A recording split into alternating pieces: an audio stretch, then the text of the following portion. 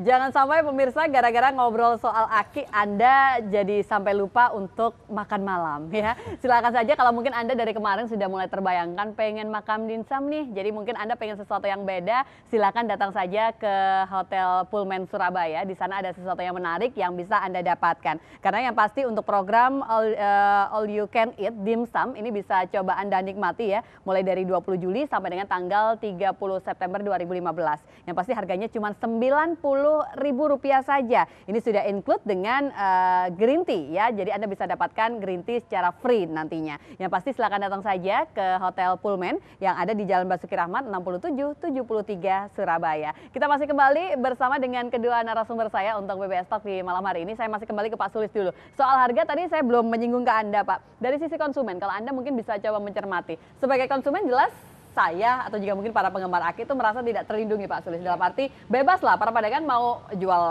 mahal ketika barangnya itu langka, mereka bebas untuk melakukan. Ya. Anda mencermati ini bagaimana Pak? Yang sudah biasanya ada standarnya itu batu mulia. Okay. Kalau batu akik dan sebagainya itu termasuk semi precious stone. Jadi semi batu mulia gitu. Atau batu hias gitu kan, batu anulah. Nah, kalau yang batu mulia itu ada harga itu ditentukan oleh 4 faktor, 4C ya. Satu adalah color, warna gitu ya. Kemudian yang kedua itu adalah clarity, kejernihan gitu ya. Jadi misalnya kalau kita bicara safir, itu ada blue safir, ada yellow safir dan sebagainya. Biasanya yang blue safir yang mahal itu karena colornya gitu kan. Tapi tidak hanya color biru itu pasti mahal banget. Biru yang agak keruh dengan biru yang jernih berbeda. Nah, clarity ini soal kejernihan.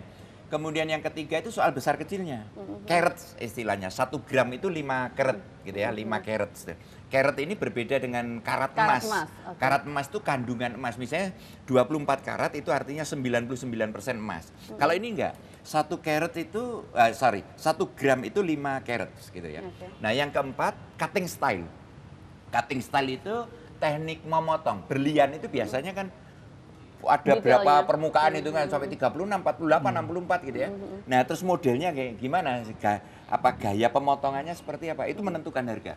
Karena dari situ bisa untuk pengumpulan cahayanya bisa kuat atau enggak gitu kan.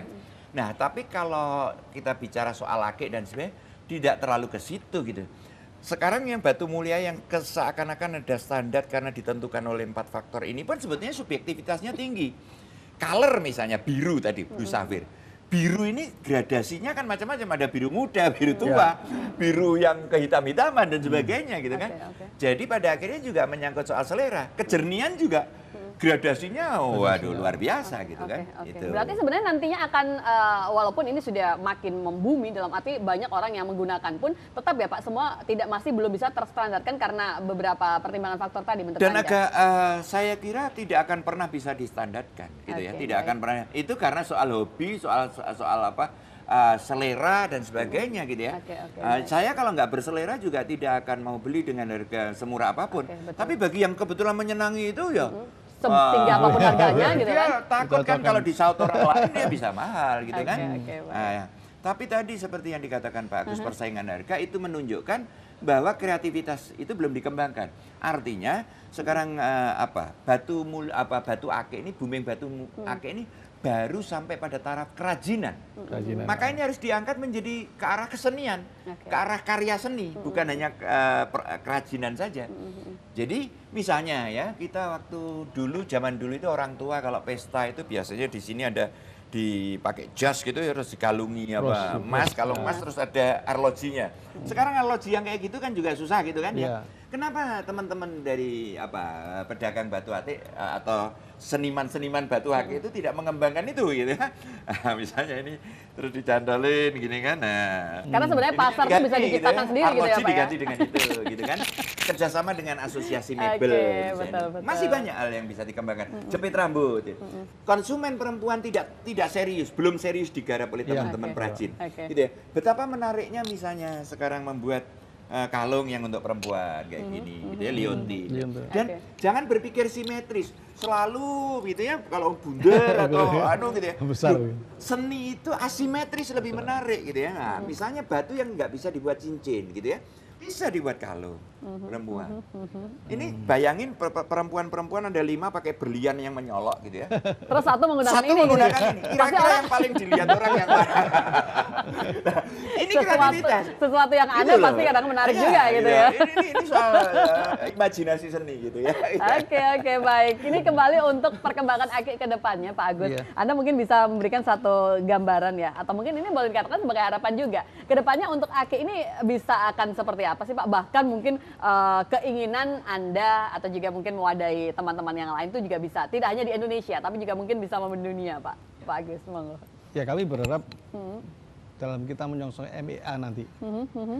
MEA ini kan juga sarana juga Bu ya untuk ini. Oke. Tapi kami bermohon dari teman-teman ini bisa ikut mengeluarkan suatu sarana inspirasi, menciptakan sarana inspirasi, Oke. terus menciptakan sarana kerjasama, ya, sehingga di dalam masalah ini tidak harus mereka ini mati dalam ide ya Bu ya, mati dalam ide. Kedua, pihak pemerintah, terutama saya kembali pada pemerintah lagi, ini pun tidak hanya gembar-gembor hanya menunjang ya, tapi mereka buktikan, mereka juga memberikan sarana tempat, sarana wadah untuk apa namanya, untuk pengembangan daripada potensi ini pengrajin ini ditunjukkan dimulai dari mananya. Karena kalau mereka ini tidak digandeng Bu, mereka juga bingung. Pemerintah ngebar, kita menunjang, kita mendukung, dukungannya di mana? Ini kan dipertanyakan oleh pengrajin atau pedagang akik sendiri. Nah, sehingga ke depan ini tidak hanya berbicara masalah di Jawa Timur atau Surabaya, tapi dunia akan berbicara dunia akik nanti Bu. Itu dunia ini kan ini seluruh dunia berkembang masalah akik ini. Nah, tapi yang dikatakan selain pada potensi akik yang bisa dikenal oleh dunia itu akik yang bagaimana? Bukan penjualan akik itu, bukan pedagang akik, tapi kreativitas daripada souvenir, kegiatan apa namanya penunjang tadi ya dikatakan oleh Pak Sus tadi, desain wanita itu masih kurang sekali. Sempat nggak sih Pak dibuat satu acara, satu perkumpulan untuk bisa, yaitu tadi menumbuhkan nilai-nilai seni, mengembangkan kreativitas yang juga mungkin dimiliki oleh para pedagang dan juga para pengrajin tadi Pak? Sempat nggak terpikirkan untuk bisa menggelar atau sudah dilakukan? Sempat. Kami sempat adakan konsolidasi ya Bu ya, dengan Kadin. Ya. Kadin ini punya wadah memang luas di sini. Ikatan Wanita Pengusaha Indonesia IWAPI. Nah, ini hubungan. Terus Himpunan Pengusaha Indonesia. Kalau ini bisa menyatu Bu, saya yakin 100% mereka akan punya suatu kreativitas. Karena rata-rata pedagang akik ini kesulitan di dalam permodalan. Itu satu yang utama. Kalau mereka belum terjangkau sama sekali ya Pak? Belum. Kemudahan untuk bisa mendapatkan modal belum ya? Kemudahan sudah diberikan oleh pemerintah. Jadi seperti pengajuan dana hibah dan sebagainya. Tapi itu pun proses kan panjang, ya Bu ya. Nah, mereka ini punya kesulitan itu memang kadang-kadang ada di syarat dan juga prosesnya. Seperti itu ya Pak Sulis. Nanti bisa kita lanjutkan kembali, kita break sebentar pemirsa. Tentunya kita masih memiliki satu segmen lagi untuk bisa menuntaskan tema kita di malam hari ini.